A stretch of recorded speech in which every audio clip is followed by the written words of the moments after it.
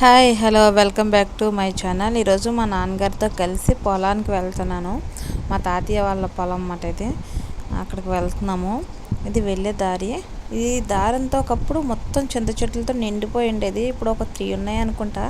మొత్తం చెట్లు ఏమి లేవు, చింత చెట్లు ఏమీ లేవు, తీసేశారు. ఈ దారి కూడా ఎంత నీట్గా ఉండేది కదా, రోడ్డు ఉండేది కదా అప్పుడు. మొత్తం మట్టి రోడ్లా ఉండేది. ఇదంతా మా తాతయ్య చేసేవారు ఒకప్పుడు. మొత్తం మా తాతయ్య 10 ఎకరాలు చేసేవారు అప్పట్లోనే. ఇప్పుడైతే తాతయ్య పొలమే చిన్నాన్న చేస్తున్నారు. తాతయ్య లేరు కదా, మామయ్య కూడా లేరు. సో చిన్నాన్న చేస్తున్నారు. ఇది వేరే తాతయ్య వాళ్ళది. ఇది వాళ్ళు మొక్కలు అవి పెట్టేశారు. ఇది ఊడ్చడం అంటారంట, మా నాన్నగారు చెప్తున్నారు. ఓడ్చడం అంటారంట, మొక్కలు పెట్టడం ఇలాగ ఓడ్చడం అంటారంట. ఇదంతా తాతయ్య వాళ్ళ అన్న తమ్ముళ్ళ వాళ్ళదే. ఇదంతా చిన్న తాతయ్య పెద్ద తాతయ్య వాళ్ళదే. ఇదంతా ఇది గొట్టు ఉంది కదా, ఇది చాలా పెద్ద గొట్టు. నార్మల్ డేస్లో అయితే స్కూటీ నాది వెళ్ళేది. ఒకసారి మేము వెళ్ళాం. ఇప్పుడైతే వర్షాకాలం వలన అలా అయిపోయింది. ఇది మొక్కలు వేసారు కదా, అదే విత్తనాలు జల్లుతారు కదా, అది ఇలా ఆకు వస్తుంది. దీన్ని ఆకుమడి అంటారు. ఇది పీకి కట్టల కింద కట్టేసి వేరే చోట ఊర్చుతారు. ఇది ఇప్పుడైతే విత్తనాలు జల్లేస్తున్నారు ఏమడి కమ్మడి. కానీ ఇలా వేరే చోట వేసి దాన్ని తీసుకెళ్ళి కట్టలు కట్టి వేరే చోట పెట్టడం పూర్వం నుంచి వచ్చిన ఆచారం, ఆనవాయితీ. పంట అలాగే పండించేవారు. ఇప్పుడైతే ఖర్చు తక్కువగా అవుతుంది, పని త్వరగా అయిపోతుంది అనేసి విత్తనాలు వేరే వేరే ఎక్కడికక్కడ జల్లేస్తున్నారు. అలా కాకుండా ఇలా ఒక మడిలో ఒక ఆకుమడి అనేసి ఒత్తిగా ఇక్కడ వేసుకుని మొత్తం పొలానికి ఇక్కడి నుంచే తీసుకుని వెళ్ళి వేరే వేరే చోట పెట్టేవాళ్ళు. ఇప్పుడు పని ఫాస్ట్గా అవడం కోసం అలా చేస్తున్నారు. ఇదంతా మా తాతయ్య వాళ్ళదే కనిపిస్తుంది కదా, ఇదంతా మా తాతయ్య వాళ్ళదే. కట్టలు కట్టేవారు అన్నాను కదా, ఇంక ఇలా కట్టేవారు ఇది వరకు. ఇప్పుడు కూడా ఒక్కొక్కరు కట్టట్లేదు, కానీ కోనసీమలో ఇప్పటికీ ఇలానే చేస్తారు. పాత పద్ధతిలోనే ఇప్పటికీ పంట పొలాలు పండిస్తారు.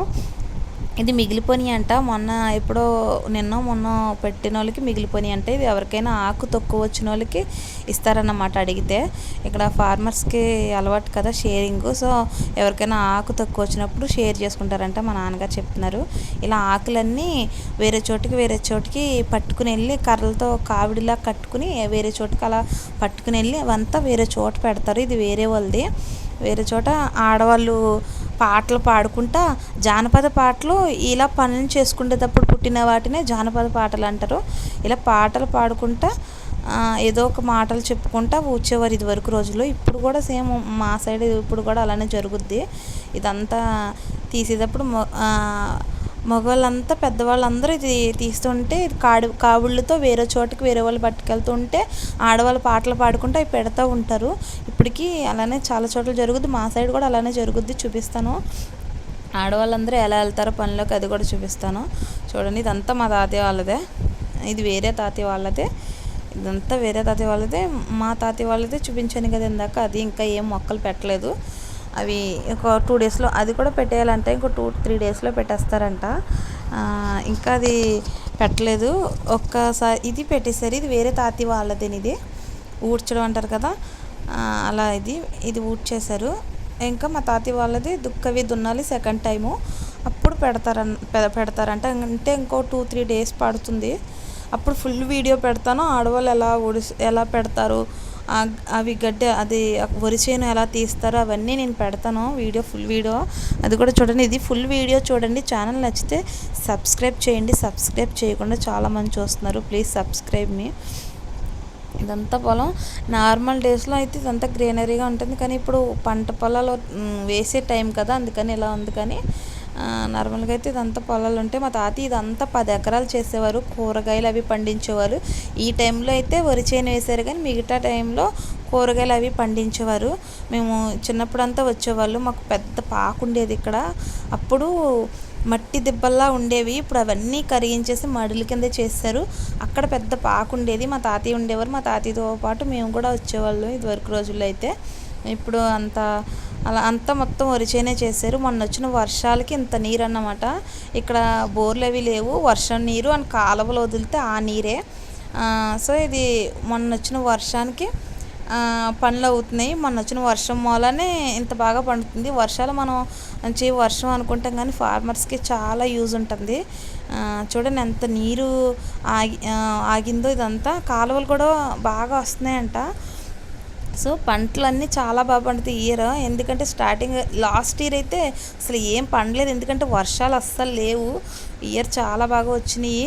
ఇలానే అవసరానికి వానదేవుడు కొంచెం కరుణిస్తే ఫార్మర్స్ బాగుంటారు. అలాగే రైస్ అవి తక్కువ రేటుకి మనకి కూడా దొరుకుతాయి, రేట్లు తగ్గుతాయి కూరగాయలు అండ్ రైస్ ఇవన్నీని.